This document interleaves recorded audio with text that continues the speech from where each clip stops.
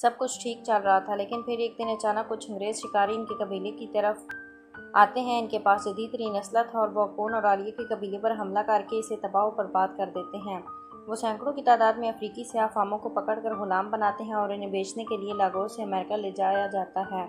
अकोन और आलिया दोनों अमेरिका पहुंच जाते हैं। अमरीकी रियासत टेक्सास के साहिली शहर कॉर्पस क्रिस्टी में गुलामों की आलमी मंडी लगती है, जहां अकोन और आलिया दोनों अलग अलग बिक जाते हैं। अकोन और आलिया दोनों के बिछड़ने का मंजर नावल में बहुत खूबसूरती से लिखा गया है। नावल पढ़ते हुए कारीन को दोनों का दर्द अपने अंदर भी महसूस होता है। कॉर्पस क्रिस्टी में सबसे पहले अकोन बिकता है, जिसका मालिक ऊपर वस्ती अमरीकी रियासत टेनेसी का होता है। वो अकोन को ख़रीद कर अपने साथ ले जाता है, जबकि आलिया को एली और इसका वालिद ख़रीद लेते हैं।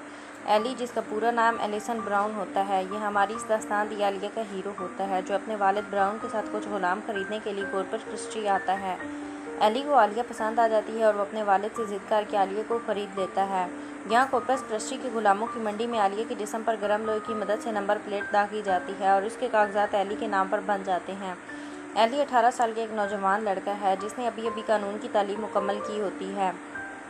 एली के वालिद ब्राउन के 3 बेटे और 1 बेटी होती है, जिसमें से सिर्फ एली ही पढ़ा लिखा होता है, जबकि बाकी सब वालिद की ज़मींदारी के काम में इनका हाथ बटाते हैं।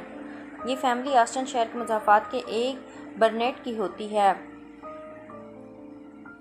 बोचियान झील के किनारे आबाद एक छोटा सा खूबसूरत गांव होता है, जहां एली की मंगेतर फ्लोरीन भी होती है। फ्लोरीन के वालिद गांव के मेयर होते हैं और ये कांग्रेस पार्टी के उम्मीदवार होते हैं। अमरीकी रियासत टेक्सास के गवर्नर भी फ्लोरीन के वालिद के करीबी रिश्तेदार होते हैं और इन लोगों की पहुंच अमरीकी वाइट हाउस तक भी होती है।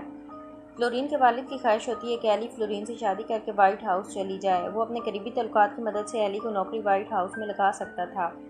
फ्लोरीन और एली दोनों बचपन के दोस्त थे और दोनों की मोहब्बत बचपन से ही शुरू हो गई थी। एली के वालिद ने इसी साल कपास की चुनाई के बाद दोनों की शादी का फैसला कर लिया था।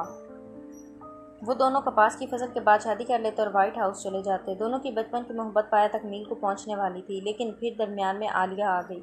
आलिया का तीखा सांवला रंग और मासूम सी सूरत बहुत आहिस्ती के साथ एली के दिल में घर करने लगी और फिर देखते ही देखते एली को आलिया से मोहब्बत होने लगी। आलिया चूँकि गुलाम थी, इसलिए इसके कोई बुनियादी हकूक़ नहीं थे। वो दीगर सियाह फाम गुलामों के साथ खेतों में काम करती थी और रात को एक छोटे से डरबोनुमा हाल में गुलामों के साथ ही सो जाती थी। सियाह फाम गुलामों को चूँकि इंसान नहीं समझा जाता था, इसलिए इनके समाजी हकूक़ भी नहीं होते थे। यहाँ मियाँ बीवी का तस्वुर ही नहीं होता था। काली नौजवान औरतों के साथ गोरे मालिकान और इनकी सिक्योरिटी गार्ड सब रेप करते थे। आलिया के साथ भी यही सब कुछ होता था। वो दिन को खेतों में काम करती और रात को किसी न किसी सिक्योरिटी गार्ड की गोरे मालिकान की बर्बरियत का शिकार होती। आलिया ये सब कुछ बर्दाश्त करने के बावजूद सब्र और बर्दाश्त का दामन हाथ से नहीं छोड़ती थी। वो किसी भी हालत में ज़िंदा रहना चाहती थी और इस गुलामी की लानत को ख़त्म कर देना चाहती थी। वो अफ्रीकी सियाह फाम गुलामों के मुकाबले में एक महज़ब माशरे में पैदा हुई थी। वो मुसलमान थी और इसे इंसान के बुनियादी हकूक़ का पता था। यहाँ बन्नट गाँव में सैकड़ों सियाह फाम गुलाम मौजूद थे। आलिया इन गुलामों के अंदर आज़ादी का जज्बा जगाने की कोशिश करने लगी।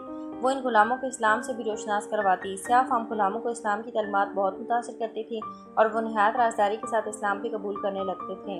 आज अमेरिका में लाखों की तादाद में अफ्रीकी सियाह फाम मुसलमान मौजूद हैं। ये इन्हीं सियाह फाम गुलामों की नस्ल से हैं, जिन्हें आलिया और अकोन की तालीमात ने इस्लाम कबूल करवाया था। आलिया एक तरफ गुलामी की बर्बरियत का शिकार होती है, दूसरी तरफ इस्लाम की तालीमात का प्रचार करती है और तीसरी तरफ इसे एली की मोहब्बत का भी सामना करना पड़ता है। एली आलिया के सामने रंग के पीछे छुपी इसकी साराना शख्सियत से मुतासर हो जाता है। इसे आलिया से शदीद तरीन मोहब्बत हो जाती है और वो इसकी खातिर कुछ भी करने के लिए तैयार हो जाता है।